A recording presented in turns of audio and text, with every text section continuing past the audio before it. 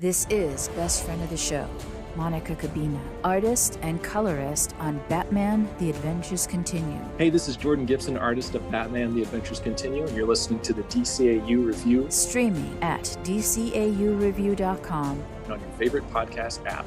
Welcome, everyone, to a very special bonus episode of the DCAU Review. I am Liam, and with me, as he always is Cal.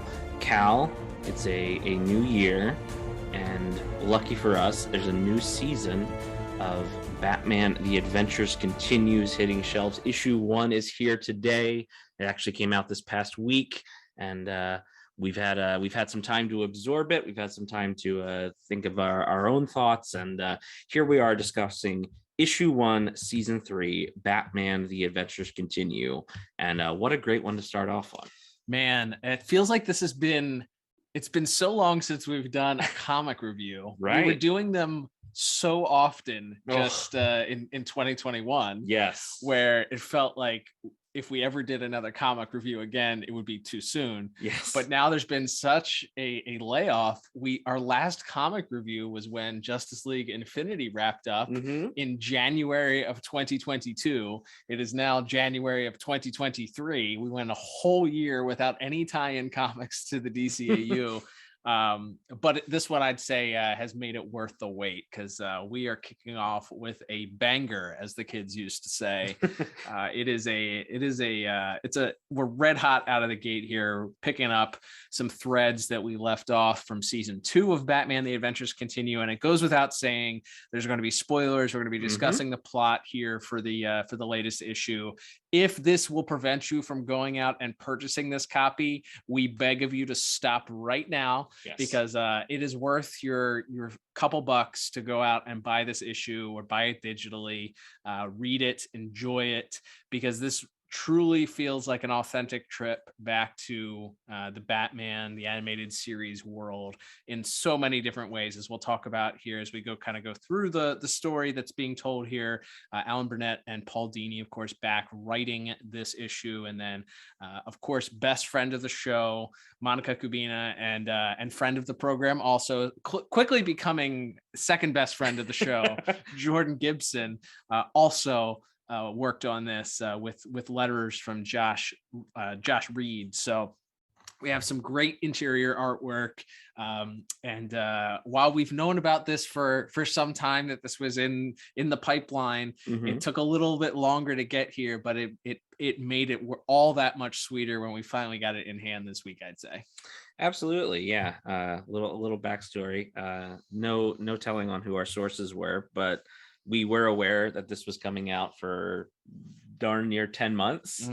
And we were just kind of waiting. So when it was finally solicited last October or so, and we knew it was coming out, we were really excited. So just absolutely excited to get into this story. Muscle Out is the name of the story. You already gave the credits of our writers and artists and colorists and letterers.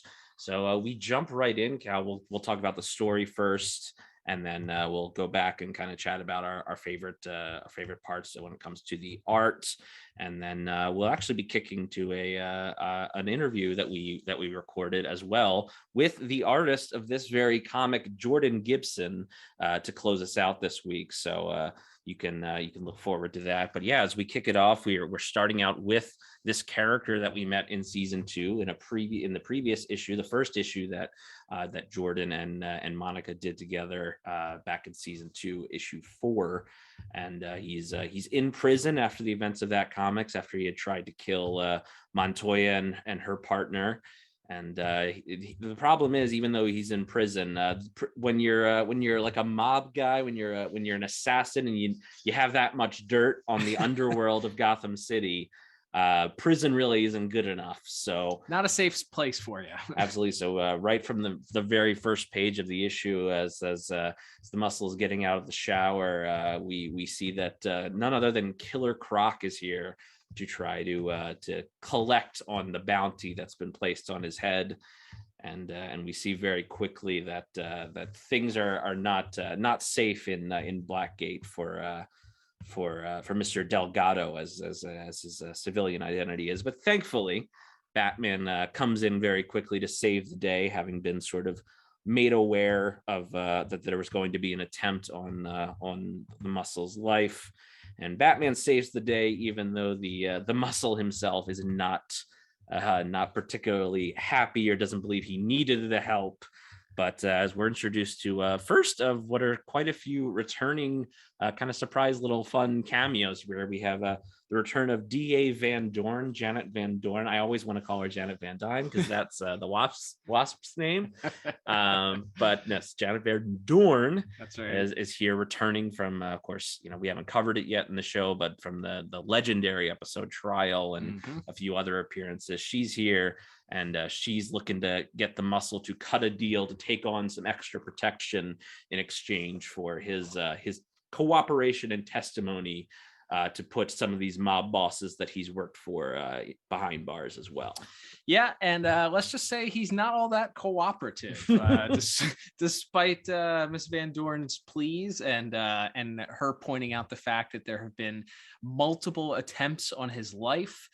He is not very cooperative, and then we actually get the introduction of who they believe could be his potentially someone that is looking to off him, and that is a new character introduced for this comic, but who is related to someone that we are well aware of, that being Miss Esther Valestra, which is a great 100. What a great Batman villain name, Esther Valestra. Esther Valestra, of course, the daughter of Sal Valestra, who, if you longtime Batman animated series fans might recognize that name because he was, of course, in Mask of the Phantasm. That's right. So we learn, of course, that he was one of the oldest crime mob bosses in Gotham in Mask of the Phantasm, this being his daughter. And so we learn that he has some dirt on her, and she's probably out for his life at this point to keep him quiet, and they're looking for information to potentially for him to stool on her and offer him a deal, him being the Muscle. And if he's willing to cooperate, they can see cutting him a deal. But despite that, he's not interested. And we are introduced to another interesting character who plays a rather large role in this issue, and that is this priest, Reverend Justice Meadows. He's the prison chaplain. He notes that he's been working with Delgado, and that he believes that Delgado is sort of on this path that he can help redeem this character, which you gotta love that. That's a classic Batman villain trope that Batman tends to lean towards. But Batman doesn't seem that Delgado is interested. He right off the bat, he doesn't feel that there's even an inkling that Delgado has any interest in sort of reforming here. But the Reverend continues to disagree with Batman and feel that he's treating him a little bit unfairly. But Batman sort of makes a rough exit as he recognizes that perhaps the Reverend is being a bit naive. And I love this little panel that we talk about this here. I'm glad you pointed it out, because I definitely wanted to highlight this, because as Batman's sort of storming out, not believing that Delgado can change, the Reverend asks Commissioner Gordon, well, if he believes that, if he feels that negatively about this guy, why did he save his life in the first place? And Gordon just says that's his curse. That's the code of who Batman is. And not to start any flame wars with Snyder fans or anything, but that's, I think, a pretty important part of the core of who Batman is that, and has been for a very long time. Right. It isn't just exclusive to this show, and I love seeing that inclusion though of that. It's not just that he doesn't kill, he has to actively protect life, even life he doesn't see as as a good person. He still values life so much that he will. And so it's just a couple throwaway lines, but a great little flavor and character building from Mr. Dini and Mr. Burnett there. Oh no, absolutely. As we continue through the plot here, as Delgado is being led away after declining to be cooperative, it is Detective Montoya that escorts him back to his cell, and it's very interesting. He's very surprised to see her there, especially as we mentioned from the season 2 happenings that first introduced us to this the Muscle character. He was hired to kill Detective Montoya and her partner, as we've mentioned. So he's a bit taken aback that she happened to be there. But not only is she there to sort of observe the proceedings, she is attempting her very best to persuade Delgado to turn state's witness. Essentially, she's willing to put her reputation on the line in front of a judge to speak out in favor of Delgado and to speak favorably of him should he choose to help the state out in their pursuit of Miss Valestra. So she again attempts to persuade him, but it doesn't seem like he's immediately making a decision. And then we get the next scene where he kind of has this heart to heart with the Reverend Justice that we were just introduced to moments before. That's right. And he's kind of again questioning that, why would Montoya be willing to testify on his behalf considering what he put her through, and the Reverend is trying to convince him that a lot of people do have forgiveness in their heart even for these terrible things. And still sort of under protest, Delgado reluctantly agrees that he's going to take the deal, and he tells the Reverend to let the warden know. And from there we cut to, maybe this is just such a fun sequence and a fun just a Batman villain thing, which is that we, as the previously mentioned, Esther Valestra is serving dinner, holding court with some of the other big names in the Gotham underworld, and we have none other than the Penguin, Rupert Thorne, and Black Mask, who we did briefly see in season 2. In I believe issue 3, the Jazzman issue drawn by Rick Burchett, and we see him return there along with, as we said, Oswald and Thorne, and they're all sort of discussing that this Delgado cannot be allowed to testify, that he has dirt on all of them, and it would be bad for them. And we get a little bit of a twist, and this is kind of the end of where this little brain trust for this issue. I'm really hoping we see more of this this season, but we see that Miss Valestra, the apple, perhaps doesn't fall far from the tree, as she is she's really she's letting the other gentleman know not to worry about this, because she'll be taking care of the Muscle before he can ever possibly testify. That's right. So that we are then taken to the Batcave, where Alfred and Batman are discussing that Delgado will be moved, and there'll be some sort of essentially basically it's the scene in Batman in the Dark Knight where the police are escorting a supervillain, and Alfred is concerned as to whether or not Batman will be a part of this procession, and he notates that while he isn't invited, he'll likely be keeping an eye on the situation. So we get Batman out on the town as Delgado is being transferred, and we get a full procession of Batman the Animated Series vehicles, and we learn that the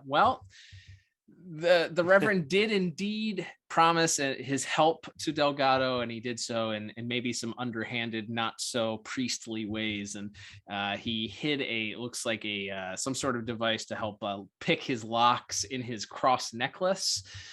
So as the procession goes, we see that there's of course an attack that happens. What else happens when a police procession goes on?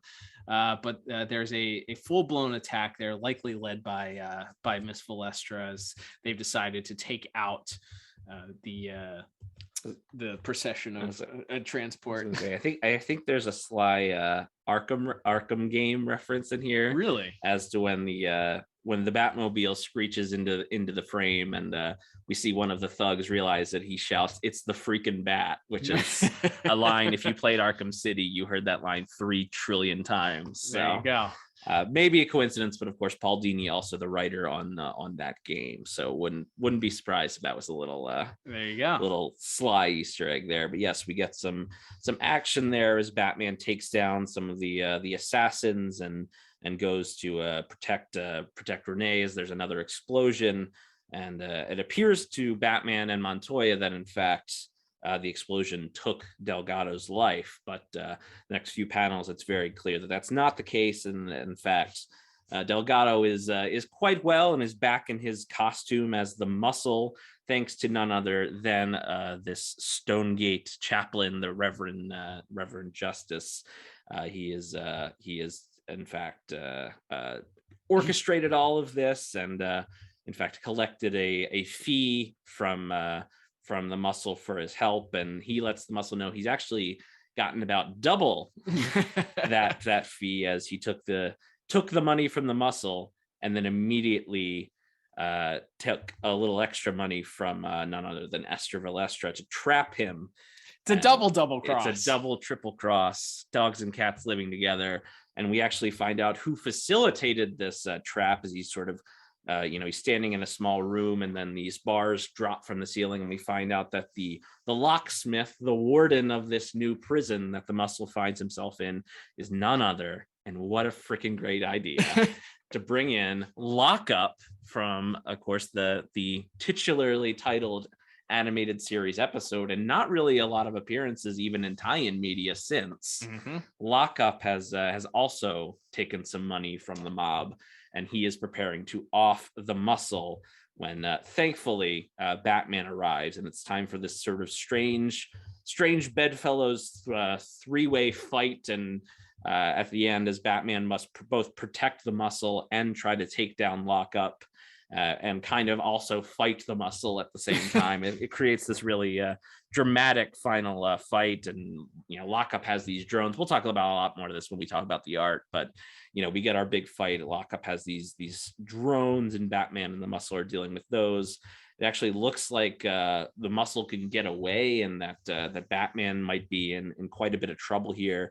But at the last minute, the Muscle himself actually decides to save Batman's life. And we set up this sort of big final dramatic confrontation between the three. And as Batman is able to grab the Muscle and save him, while Lockup has a bit of a fall. Does he think he's survived that fall? I hope so. His eyes are closed. His mouth is open. We don't get the keep alive groans that we would have gotten in if this were an actual animated episode. But that's right.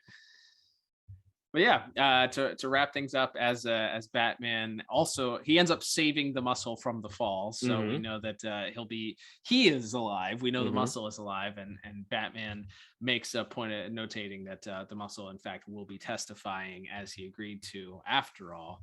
And so we get what maybe was the most surprising reveal of the entire comic, which had multiple reveals in it. But we get Batman offering him additional ways to perhaps avoid a more serious sentence, as his deal with the DA was likely off the table at this point, since he attempted to escape. Batman offers him a potential other sentence that might override what a local state's district attorney would be able to offer him, maybe something from the federal level. So we get the shot of him. Apparently Delgado took said deal. We get him being administered a shot right in the back of his neck, interestingly there. And we get a reveal of the person that was behind this needle shot, being none other than Amanda Waller. Wow. Looking completely straight out of Justice League Unlimited, and with a welcome to the Muscle to Task Force X, and that is how our issue ends. Man, what a way to kick off season 3. Am I right? Absolutely. Like we said, there's so many fun, like we said, the new characters like Miss Valestra, and seeing some of the older characters, another look at this version of Black Mask, and some old favorites like Rupert Thorne, Lockup, even the Croc and Penguin. There's a lot of fun callbacks, this kind of working as a sequel to that first story, which again we'll talk about when we talk about the art, but and we'll talk about that a little bit with Jordan too, about their process for doing for approaching this versus the second season issue with the Muscle in it. But it's also just a great story, like, well, for what the reasons we talked about, both for even in the midst of it being mostly focused on the Muscle and this Reverend character more so maybe than Batman, we still get moments from Batman and Montoya for that matter about what separates them from, you know, the rest of the filth in Gotham City, and their refusal to just let this guy die and let him kind of resign himself to this fate of eventually someone's gonna succeed and take him out, and giving him every chance to do the right thing right down to the end. And even though he doesn't get the deal due to his escaping and then trying to join up with this Reverend to get out of town, he still agrees to testify. And Batman, I guess because he came back to save Batman at the last minute, Batman sort of does it, as much as joining the Suicide Squad or Task Force X can be thought of as a reward. It is something where Batman, who had previously been pretty bullish in the issue on the idea of him being able to change at all, kind of does see him when he comes back to save him at the end of the issue. He does kind of extend the olive branch and throw him a bone there. So I like, even in the midst of this being a, you know, kind of a fun, you know, mob thriller, you know, guns and explosions and super villains and all of that, we also have these kind of smaller character beat moments for Batman and to a lesser extent Montoya as well. Yeah, absolutely. And I love the poetry of Batman. Again, him being thoroughly convinced that the Muscle was not going to be cooperative, or that, you know, regardless of what was offered, that there was not going to be much opportunity for redemption. The curse that Jim Gordon talks about, Batman having this curse of saving, not just killing the villains, being able to give them the opportunity to rehabilitate or redeem themselves. In this instance, it actually ends up, despite Batman believing a less than zero chance of this happening, it actually surprisingly works at the end, because regardless, again, and I guess the debate could be whether or not Task Force X is an opportunity for somebody to redeem themselves, seeing as how they're being forced into doing whatever work the government is doing. But it, for the quote unquote greater good, ultimately the Muscle is doing more than he could have if Batman had simply killed him, right? Or if anybody else had simply killed him, right? So yeah, I do love that. And it plays around in that gray area of whether or not this is better than him being a hired assassin or not. Now he's just a hired assassin for the government, essentially. Right. But that debate can be had by other people. But I do love that, and that it plays out. And as you mentioned, like the mob aspect of it, and you know, some of the more familiar things that you would feel in a Batman the Animated Series episode, while still being able to tie it into the greater, larger DCAU with having Amanda Waller at the end. Absolutely. And I think some of the complaints that people have had about the first two seasons of The Adventures Continue were that it didn't feel like a continuation of the series. It felt like adjacent, or like it was just playing around with some of the same character designs while not necessarily being authentic. This, even though you're dealing with a character that didn't ever appear in the animated series with the Muscle, you have different aspects of it that make it feel like true to Batman the Animated Series and true to the DCAU, with this little tie-in at the end. So much fun had, I think, in my opinion, for those aspects of the episode. Yeah, absolutely. It was just like we said, it's got a little bit of everything. I think, like you said, if you just like Batman stories in generally, I think it's fun. If you've been reading this series all the way through, I think it's fun because of the callbacks again to that previous issue and some of those characters that we see come back. And then obviously, as you said, Cal, if you're a fan of the DCAU as a whole, if you know where these characters go after the new Batman adventures, and you think about Justice League and JLU and things like that, seeing that kind of tie in a fun way. And again, it's not just let's throw that in as a cameo for cameo's sake. It makes not sense. a remember this guy moment, right? And that's one of the things I think that's been maybe my favorite part of these Adventures Continues books is especially considering it started out as, you know, something of a toy tie-in, Right. and it felt like some of that stuff was getting shoehorned in the first season, certainly. Whereas here it feels like, hey, we're not only are we creating new characters, but we're bringing back some characters that maybe didn't get that much of a serious look in the new Batman adventures, like a Lockup. Just again, just a great inclusion, and fun to see him in there, and to see characters like that who we never really saw again after their initial appearance, and like a Rupert Thorne or somebody. Like I said, I'm really crossing my fingers that we get more of that, like mob round table stuff, sort of pulling the strings throughout the rest of the season. We'll have to wait and see as we go forward to the rest of the season. But baseless speculation, maybe Esther Valestra hires some other assassins or people that maybe have appeared in prior seasons. You know, maybe a Deathstroke gets hired. We do have those plot points floating out there. It would be fun to tie those in. We didn't mention it, but this at one point was advertised as the final season in one of the solicits, I believe. But then since then, everything that I've seen has listed it as quote unquote the next chapter.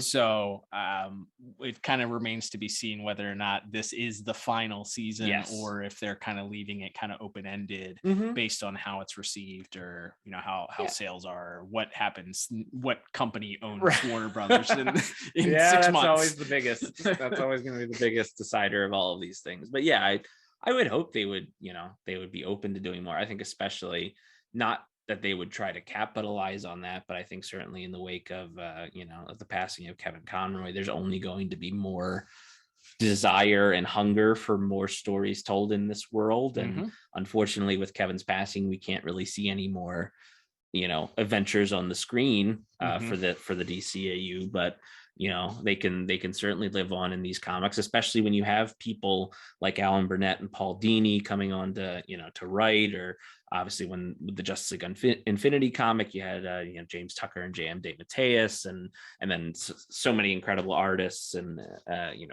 who worked on these books, on the original tie-in books and things like that over the years, and who have such a great appreciation, as we'll get to with our talk with Jordan in a couple minutes here. I certainly hope there's more to see. We know we have at least 6 more issues after this one to look forward to, so a lot to play with here, and some fun stuff coming up if you've looked at the solicits for those. But as a first chapter, like I said, I've just loved it as a standalone story, but I'm definitely excited to see if Miss Valestra is back, if we see some adventures. I believe the solicits for issue 3 does mention Task Force X, so I would assume we will see the return of the Muscle, and you always wonder who's going to be on that team as well. Are we going to see the Rick Flag Captain Boomerang team from the Justice League episode? Are we going to get some other inclusions? Harley, we know, plays a big role in the next issue, done by friend of the show Kevin Altieri. Absolutely. So we got a little preview of that on our bonus episode that we did with him right around Christmas time. So if you didn't check that out in the archives. Absolutely. But we know that Task Force X and Harley Quinn go hand in hand in certain iterations. So that could be, and I think it was mentioned maybe in one of the I believe she have friends from work over at her holiday party in season 1. And there was there's also and again, whether or not Paul Dini, I don't believe Paul Dini wrote that, but there were tie-in books for the Batman and Harley Quinn movie that I believe also involved Amanda Waller and some of the Task Force X characters. So could be interesting to see if Harley ties in more directly with that, and some of the things, some of the options they have with a Deadshot and some of those characters, bringing them back would obviously be very exciting. But we have a lot to look forward to, and a lot to baselessly speculate on, which is one of our favorite things to do when we get a first issue of one of these books to talk about. Yeah, absolutely. You want to move on to talking about some artwork here before we bring Jordan in? Absolutely. And like I said, well, the technical aspects of it, Jordan does a great job of breaking down their process on it. Very excited to get to that. But just overall, we've talked about this at the time you, Cal, coined Jordan and of course best friend of the show Monica Cabina as the colorist, as the world's finest artist and colorist duo, and it's just brilliant.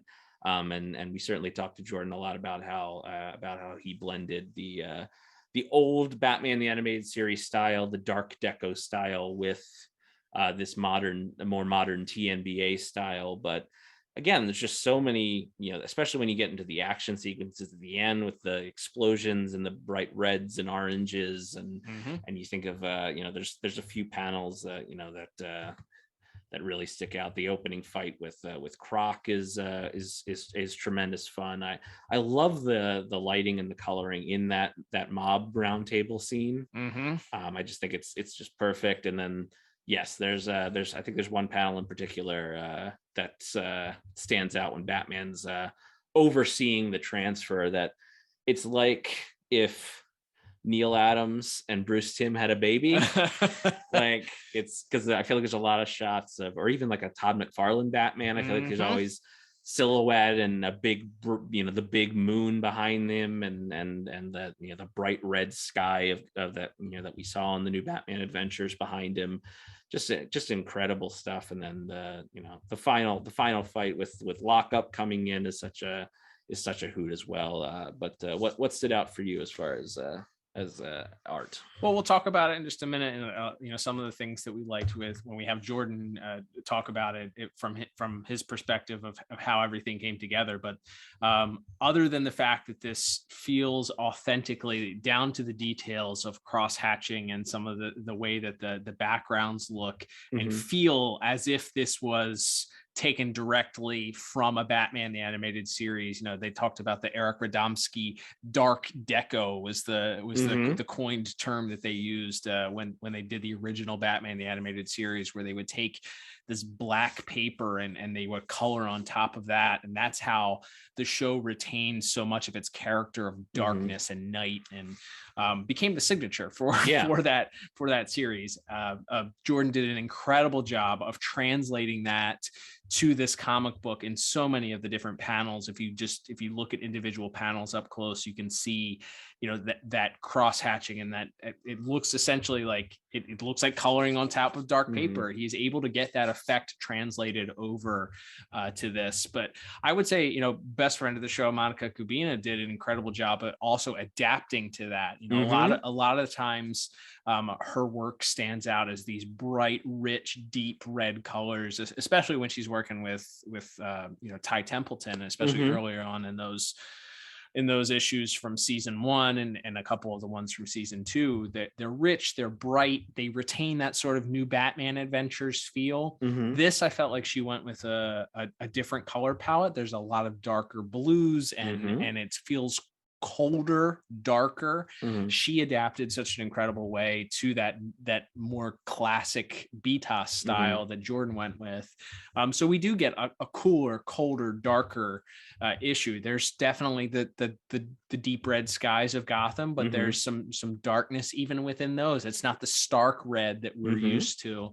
I was gonna say, if I could tell you maybe one of my single favorite panels, and maybe not one that would stand out to a lot of people, it's this shot where, as we mentioned, when the Reverend sort of reveals his double cross of he's holding up his bank balance on his phone, and he's got this kind of real sinister smile on his face. He kind of half of his face is cut off by the edge of the panel, and it's just him. It's just this very sort of grayish blue light shining on him as he sort of revealed his sinister plan, and it's just great because for the rest of the issue he's got this very warm smile on his face. So when he takes that more menacing turn, and all of a sudden he's in this dark, shadowy way with this real eating grin on his face as he's revealing his trap. I just think that is such a perfect shot, and it does. And again, like you said, like so many of these panels, they feel like something right out of the animated series. And well, as we talked to with Jordan when we did our review with him back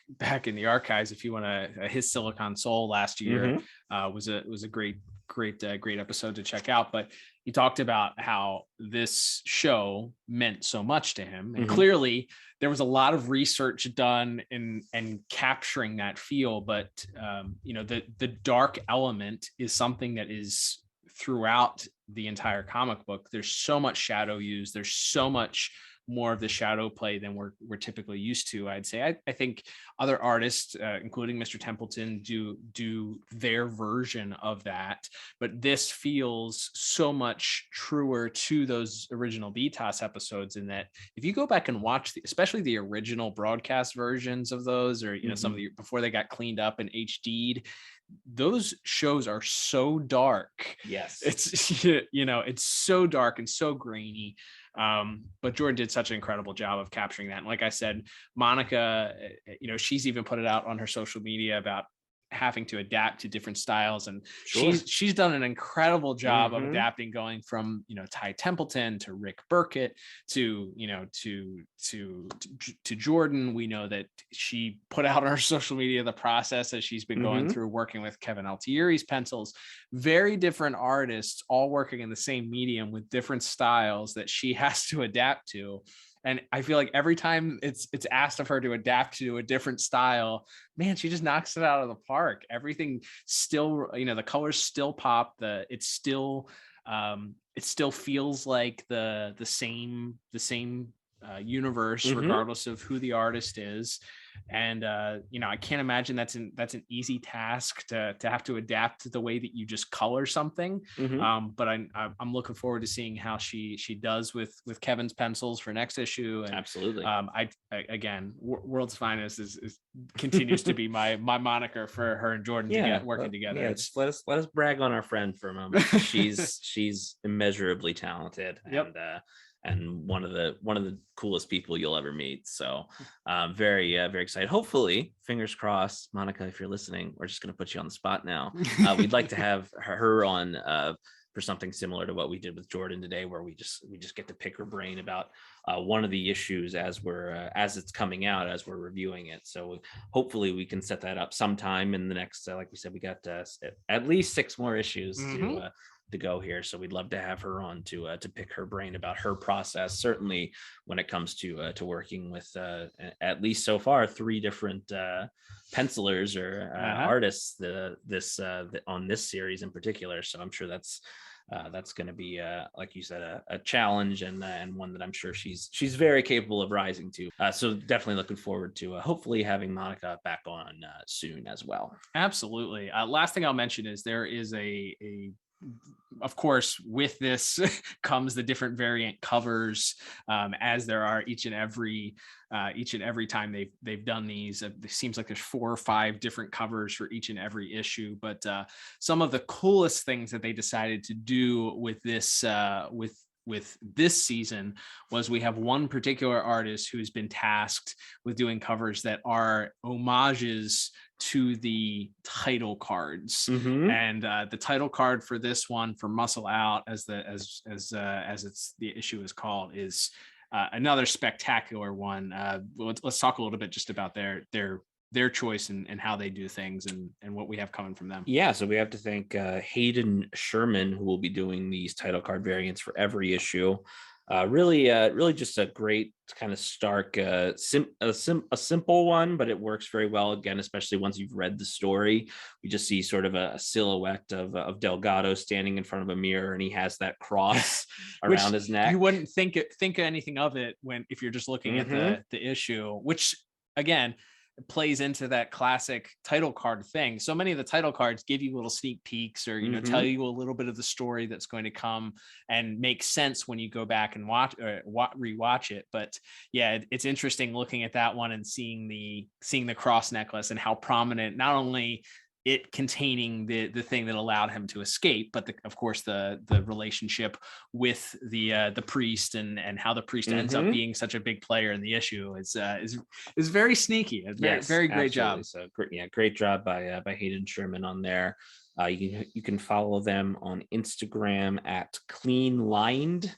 So be sure to check it out. He likes to post a lot of in progress work, not only for these color covers, but for a lot of his other work on covers and interiors throughout DC and Marvel. So really talented and super cool. And of course, our A cover done by another legendary DC artist, Kevin Nolan, on there, just Batman raining down on some of the various rogues gallery of Gotham City. So that's a fun one as well. So great work by our cover artist this month. And from there, Cal, it's time for the main event here on the broadcast here. We've had a lot of fun talking about it, but let's talk to one of the professionals. In fact, Jordan Gibson, it will be joining us, as mentioned, the artist on this issue. Of course, he has previously worked on Batman: The Adventures Continue Season 2, as well as the 'Tis the Season to Be Freezing holiday story, which is just an all-time instant classic from the moment that hit stands.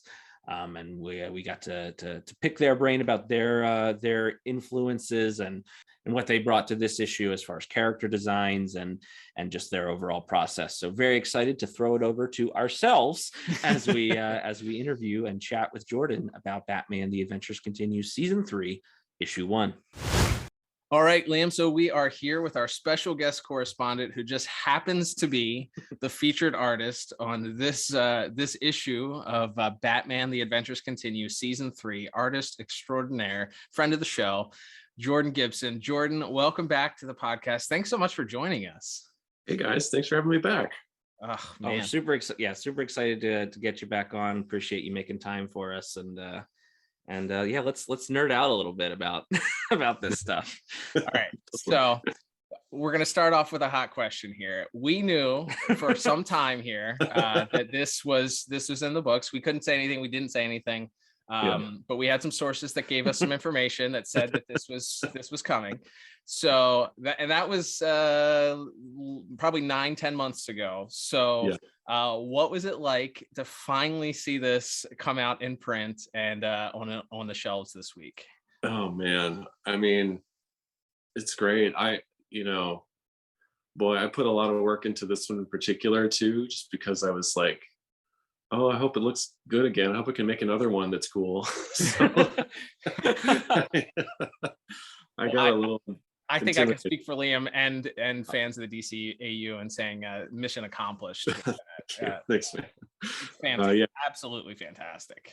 Thank you. I appreciate it. Yeah, I wasn't sure why there was such a lead time, because Monica and I were confused about that, but it ended up working for me for my issue, because I got a little more time to just get everything where I wanted it to be and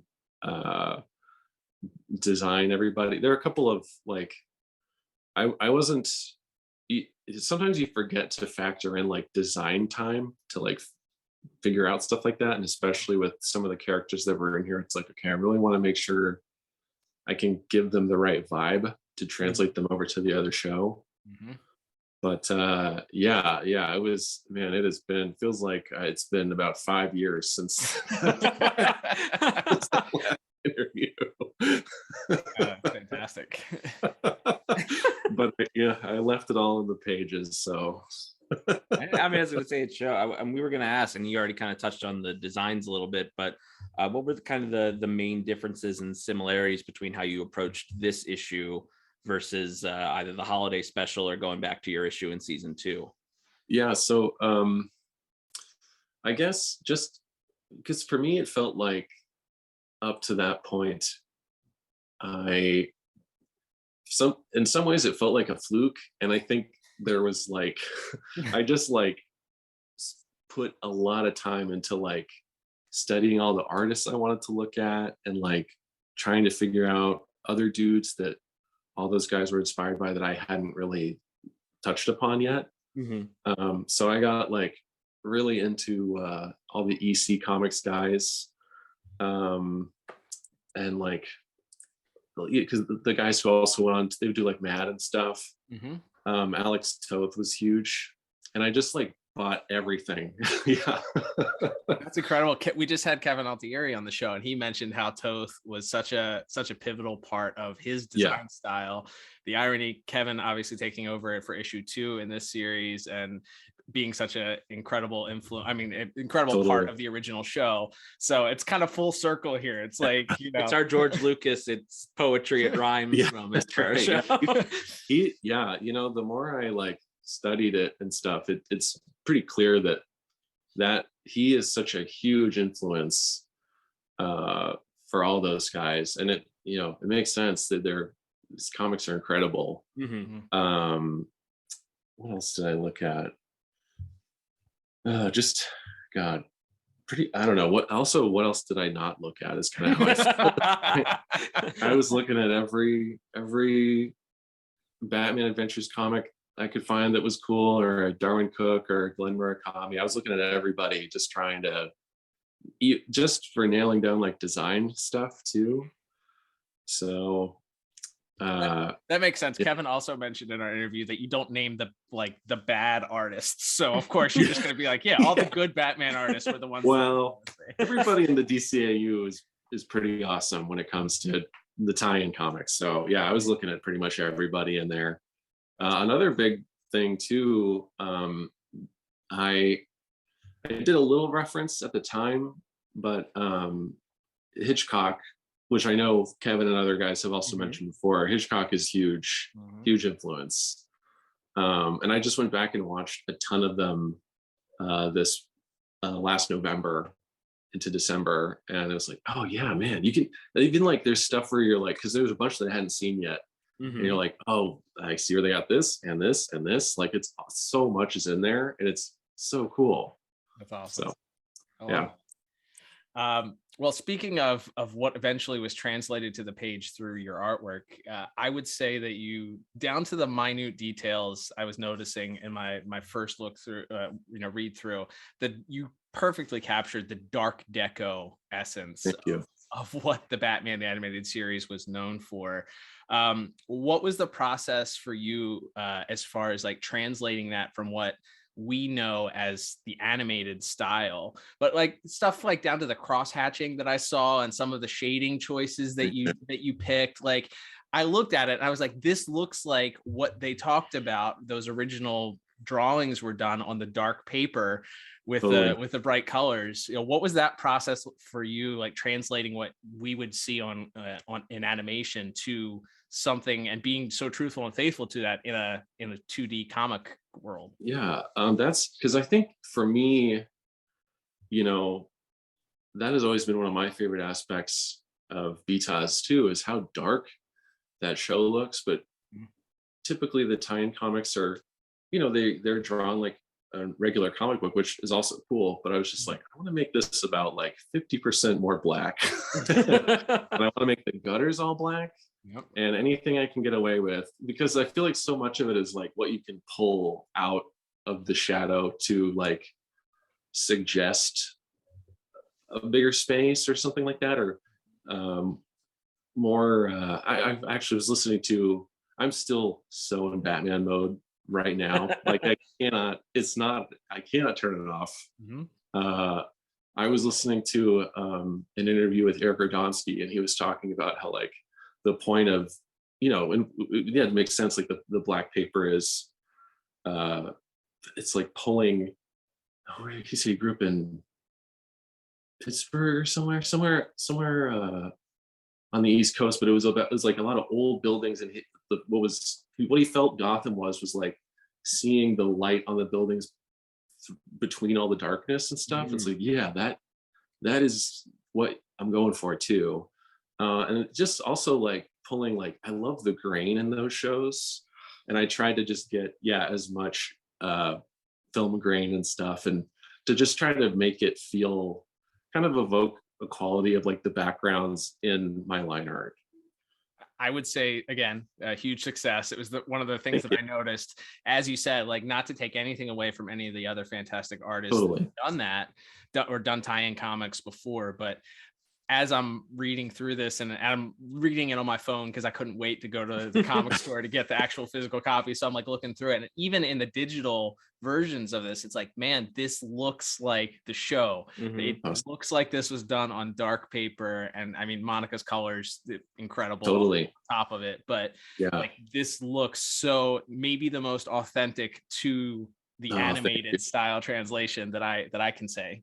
Yeah, 100%. I think we touched on this maybe a little bit when we had you on last year, but also I think what's so fun about it is seeing, because the new Batman Adventure show was not really done in that same style. It was done colored a lot more flatly and brighter, and you had brighter characters with, the younger Robin. It made sense for the show, but especially for a story like this, where it's, it's the mob and there's twists and turns and it's got that gritty aesthetic. It makes so much sense artistically, I think, to pull that influence from the older show back into it, even though we're in this, newer part of the timeline.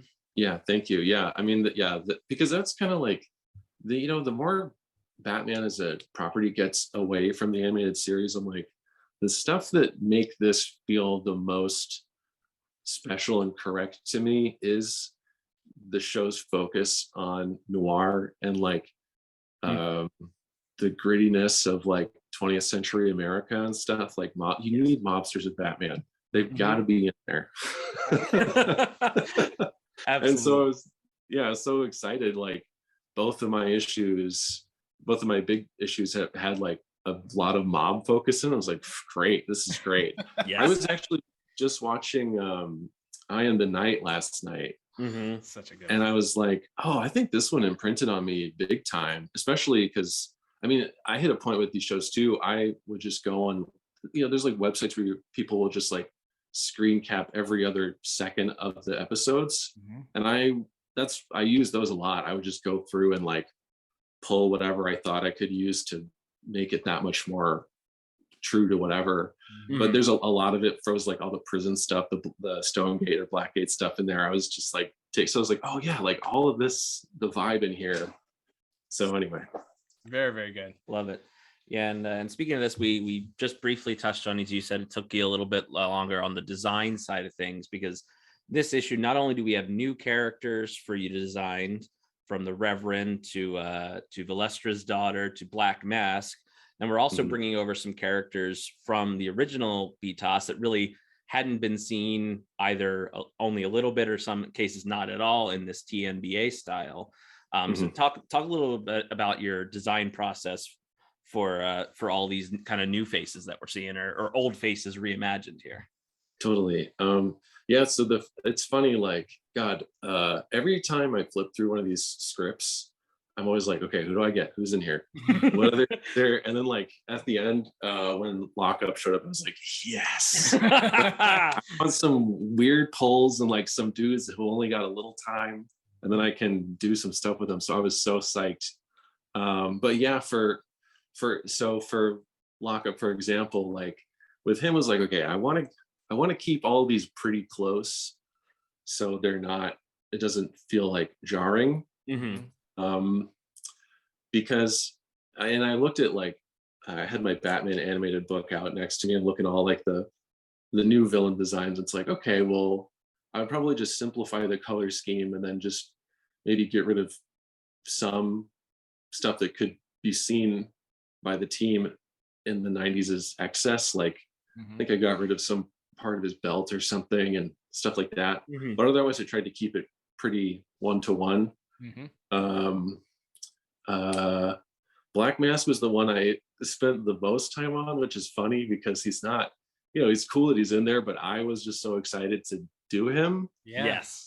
A character who didn't appear in the series at all. He's been in some of the tie-in. I think he was in one of the tie-in comics at some point. But yes, really, so what was your influence for that? How did that process go? Because it feels like you were like rubbing your hands together, like, yes, I kind of get to put my own fingerprints on this one. Totally. Well, so I initially, man, I went through so many iterations with this, because initially I was like, okay, well, what I should do is take him back to making him look like the original version, because this show would have come out in 1998 or whatever, and the skull one wouldn't have been around yet.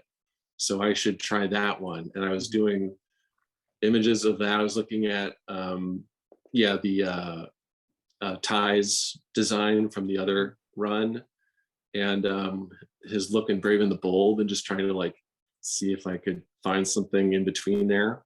And then I was like, oh, he was a skull already in the last season in the Jazzman issue.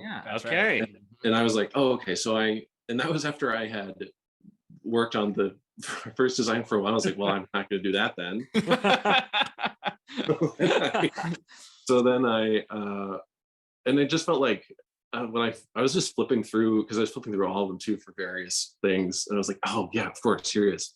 But so yeah, then that went through a lot of permutations. I talked to my friend Joe Notice about it, he's an incredible artist. He's a big inspiration to me too. Stuff is great. He was like, you should just do the Brubaker one. That's so closely associated with the animated series Dudes and Darwin Cook run and stuff. And I was like, yeah, that is true anyway. Like, that's just the one to do at this point. He's had the longevity of being in a movie and stuff. So initially he started to look kind of like Red Skull.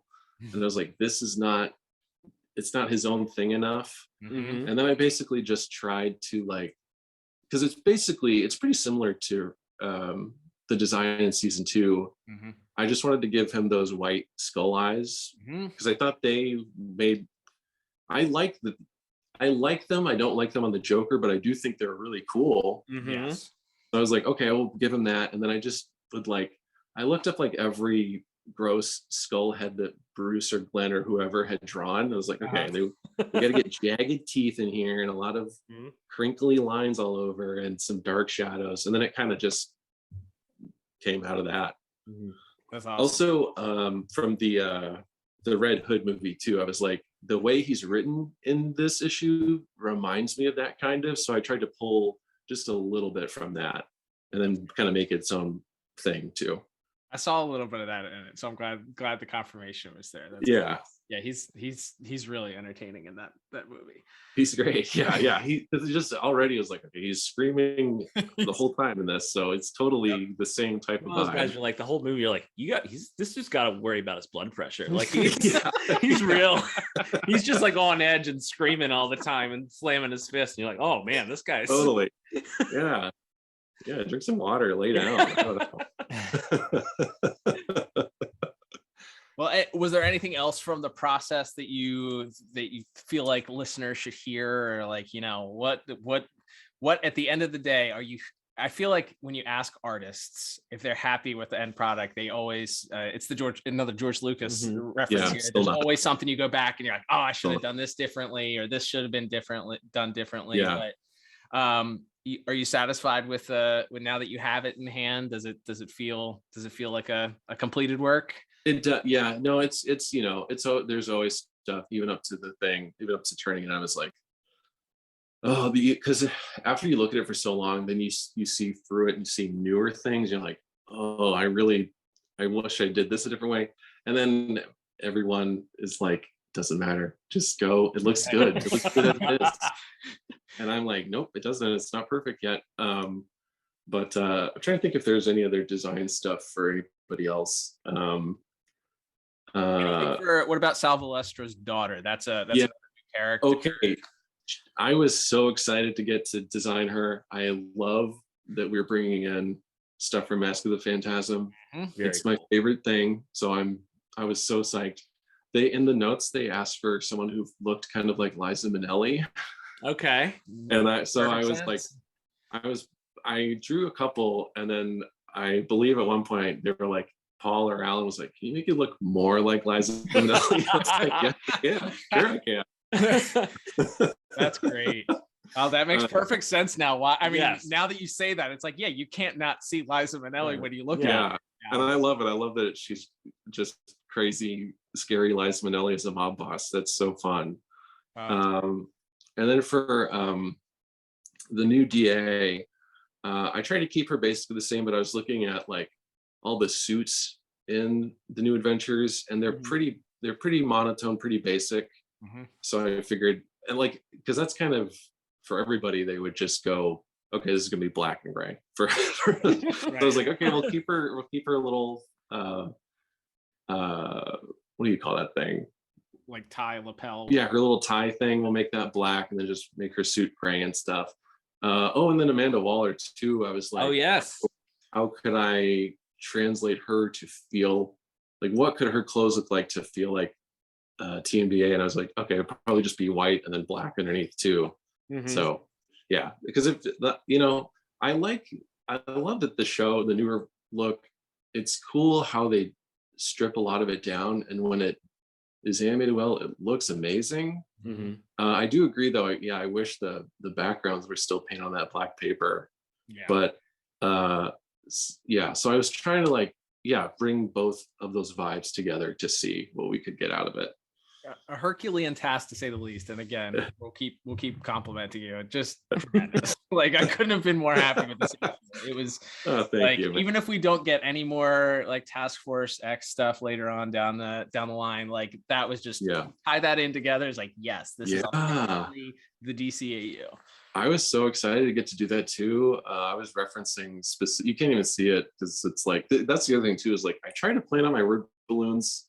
I never make them big enough, so there's always stuff that is you lose. But there's like a night where I was like drawing that little area where he was getting his injection. I like looked at the movies and I was like, okay, how can I make this thing look like it's from the injection thing from like that's the level I was putting. I was like, okay, the screen here is cool. I'm going to put the screen in here where you can see the implant in his head. So anyway, but we love the nerdiness. So good.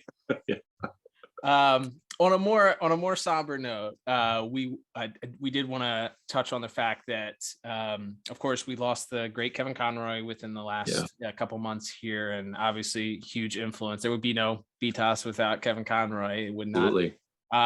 But one of I think the most incredible things, it wasn't even our art, and we like know you through Twitter and Instagram, but like. We were proud to see that they happened to use your artwork for the print tribute for Kevin Conroy across all the DC books. Talk a little bit about what it was like for you, someone who, if you listen to our episode where we had you on to do the review, you talked about how seminal Batman the Animated Series was for you growing up. Yeah. What was it like seeing them use your artwork as the tribute for the late Kevin Conroy?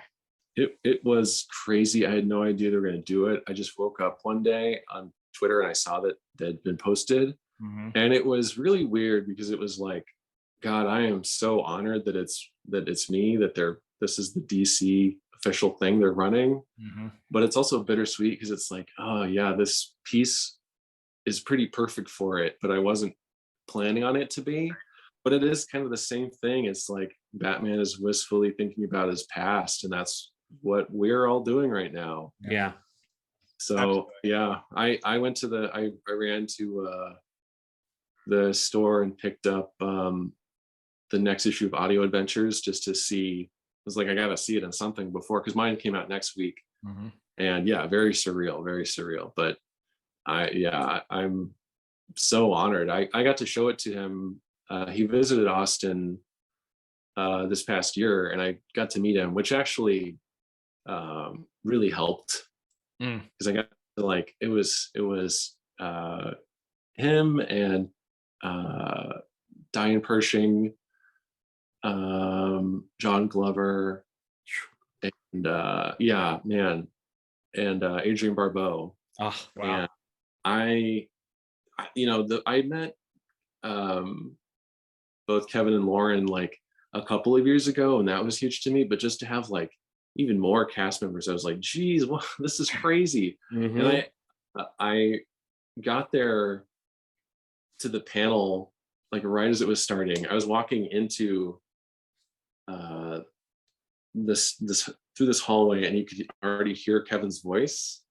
And I was like, oh man, here we go. And you go in there, and it was amazing, because I just got to see him be so cool and personable, and he's kind of leading the talk with everybody, and he got to talk about his comic that came out too, and that was really cool and really special. But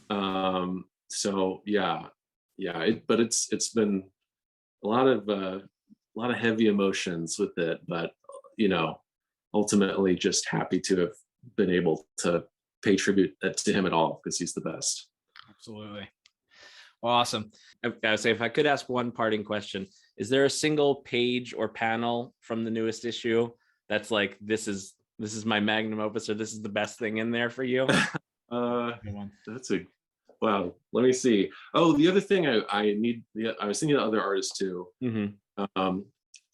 Other guys I was looking at, especially because I was working on it right around the time that Neil Adams had passed. I gotta go look at this guy. I was already a big fan of his work, and I've looked at those issues before, but it's like, what can I pull in here? So like, him and Marshall Rogers were the two 70s artists where I was like, you know, these are the guys. Clearly, these are the guys that inspired everybody here. So it was like, I don't know. I like how they made like Batman's cape big and flowy. I tried to get that in there. There's even a panel, I think, from one of the Marshall Rogers comics of Batman who was throwing the Batarang, and I was like, I'm just doing that because that's cool. Love it. Perfect. So I mean, if it's not broke, why fix it, right? Exactly. Yeah. I was like, lift the best that the best did. Exactly. Yeah. So that's kind of because for me, anytime I got to draw Batman, it's like it's very special. And it's like if I can just put in an extra little 10% here or there, wherever, like that. I think my favorite drawing that I did labor over was Batman swishing his cape to leave the interrogation early on. I had gone through a couple of versions of that I didn't think had quite the impact I wanted to be like, this is our first big shot of Batman. So yeah, I spent a lot of time on that one to try to make it as cool as possible. And then him in the Batmobile was really fun too, like where I had him like lit by the lights in the car and stuff. Yeah, I would say those and the Batarang. Also, I really like. I struggled at the end because I was like, I want this to be really cool looking, like this little sequence where he like back grapples away, and it's like, well, the coolest or like the most affecting Batman is visually a lot of the time in the shows when he's almost completely silhouetted, like the intro or different parts. So I was like, okay, we'll just make it purely like just the pose and then just get some highlights on there and that's it. So I would say those are probably some of my favorite shots. Jordan, thank you so much for joining us for this episode and being willing to share not only behind the scenes stuff here, but share your thoughts, about the Kevin Conroy tribute. And we can't wait to have you on again for another episode review in the hopefully not too distant future here. Totally. I would love that. Yeah, thank you again so much for joining us today, Jordan. As we said, it was such a treat to talk with you about all this. And before we let you go, let's make sure people know where they can find you on the socials and anything else you'd like to plug. Sure thing.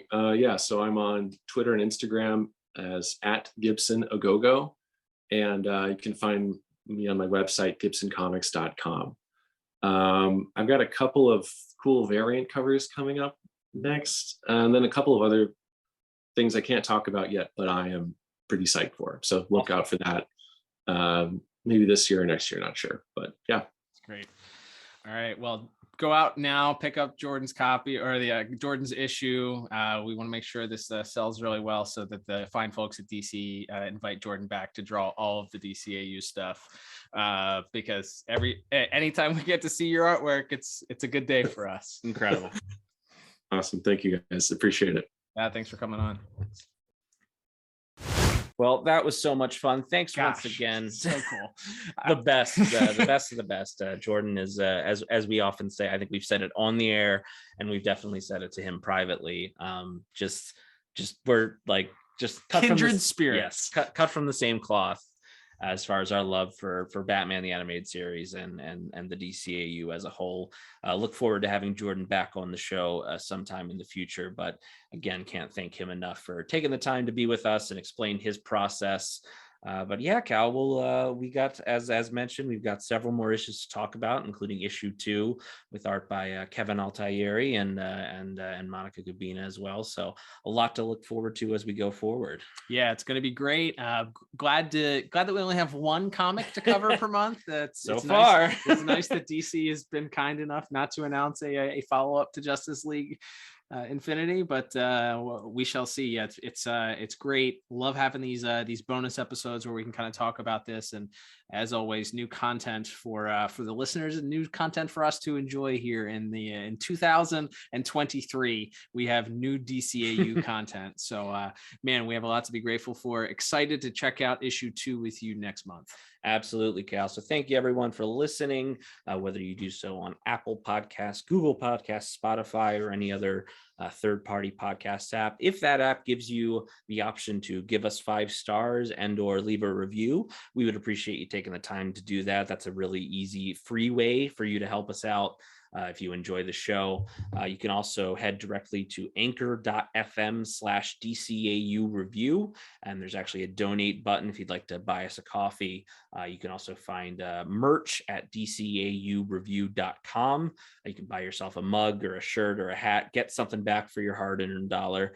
And again, probably other than leaving a review, the simplest free way you can do is just follow us at DCAU Review on Twitter and on Instagram. We always post when we have new episodes, and we discuss lots of other things throughout the week. When new issues are solicited, we always try to put up the covers and the synopses and all of that, and do a little speculating and chatting with fellow DCAU fans about that, as well as whatever upcoming episodes we might have in the pipeline for our main show. So I look forward to that. Appreciate everybody who already does follow us and support us like that. And you can also head to youtube.com/thepodtower and subscribe to there, and like and favorite the videos and share the links and all that. Any of that stuff that helps bump us up in the almighty algorithm is much appreciated. So and you'll be helping us out as well as some other fellow DCAU content creators. But Cal, this was a lot of fun. I can't wait to come back next month and talk about issue 2. But until then, I'm Liam. And I'm Cal. And we'll be back soon with another episode of the DCAU Review. Bye-bye.